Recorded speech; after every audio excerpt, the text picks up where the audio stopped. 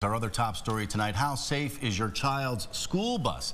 And how often are those buses involved in accidents? 8 News anchor Kerri O'Brien investigates and finds some districts are not reporting their crashes.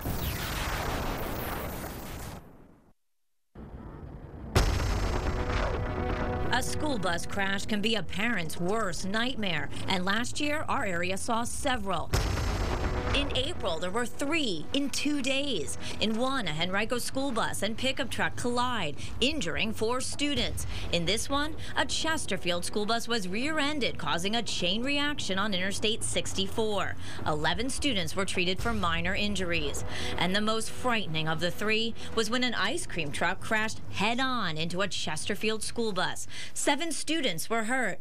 One of those students told us at the time it was terrifying. All of a sudden it was warm, but it was all in my ear. Was this just one rough week on the roads, or are school bus crashes on the rise? Curious 8 News pulled the crash records for the last 3 years for Henrico, Chesterfield, and Richmond schools. Now, a crash can include anything from backing into a pole to colliding with another vehicle.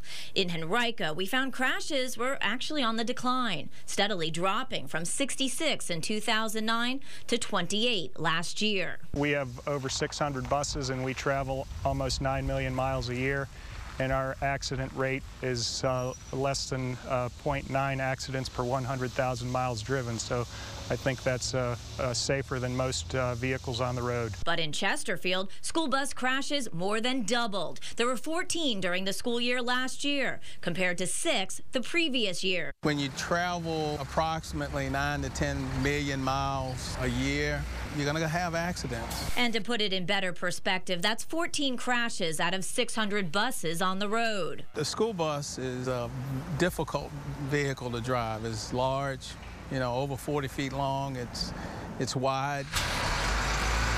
Of the 200 school buses in Richmond, 16 were involved in accidents last year.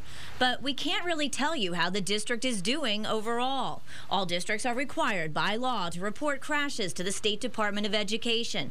Yet Richmond schools failed to complete their report for the 2010-2011 school year. This is the form they submitted to the state, and you can see down the line next to crashes, injuries, and damage, nothing but zeros. And no, that's not because Richmond had an exceptionally safe year on the roads. In fact, that year, a Richmond school bus collided with an SUV, killing a man. It wasn't until we asked for the records that anyone noticed Richmond schools hadn't properly completed their report. So how does this happen? We asked Andy Hawkins, the Chief Operating Officer for Richmond Schools. I really don't know. I think it was, we had a transition from one director to the other. I've contacted the state.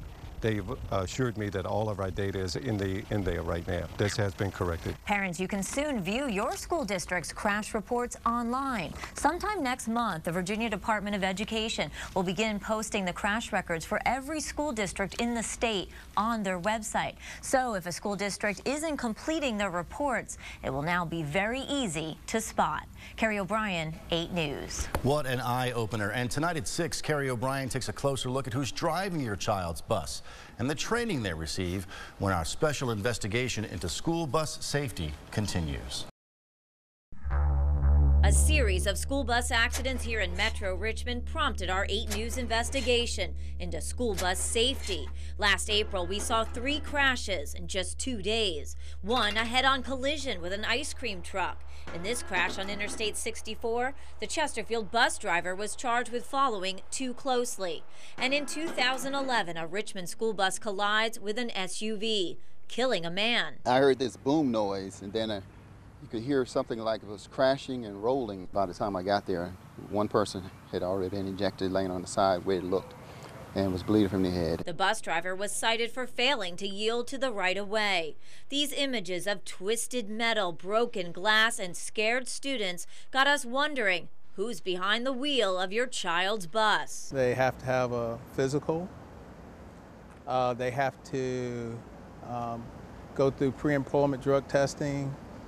and then they're put in a random pool once they're hired. They probably have more classes than any other classification of employees other than teachers and administrators. Dennis Lewis, the director of student transportation in Chesterfield, and Charles Pyle, spokesperson for the Virginia Department of Education, say the training drivers get is extensive. There are 24 hours of classroom training.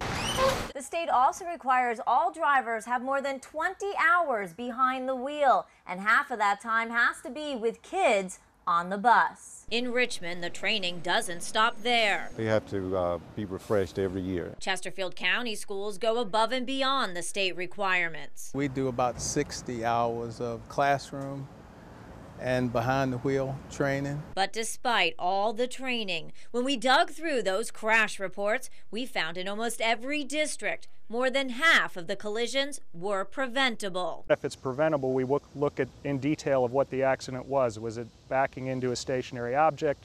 Was it making a left turn, making a right turn? Henrico, Chesterfield, and Richmond all tell us they review every accident. We look at the types of accidents we're having, and what we do is tailor that class based on the types of accidents that we're having. And if the crash is considered preventable, the driver is often sent back for more training. Richmond Schools has a partnership with GRTC. They're also sent over to GRTC to use their simulator, to use their bus simulator for some additional training. All three districts say they're constantly working to keep their drivers sharp on the road. We're always looking at ways to do things better and more efficiently.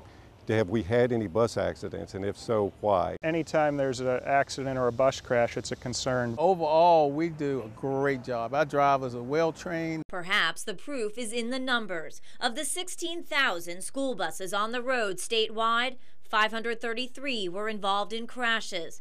That's 3% of the fleet. And no one on board lost their life in a crash. When you look at school buses, and you look at the other means that children have for going to and from school, by far, riding on the school bus is the safest way to go to school and home from school. Kerri O'Brien, 8 News. Our special investigation into school bus safety continues tomorrow. 8 News anchor Kerri O'Brien takes a look at who's inspecting your child's school bus. She finds some districts are missing serious problems with things like emergency exits, brakes, and more. That's tomorrow, starting on 8 News at 5.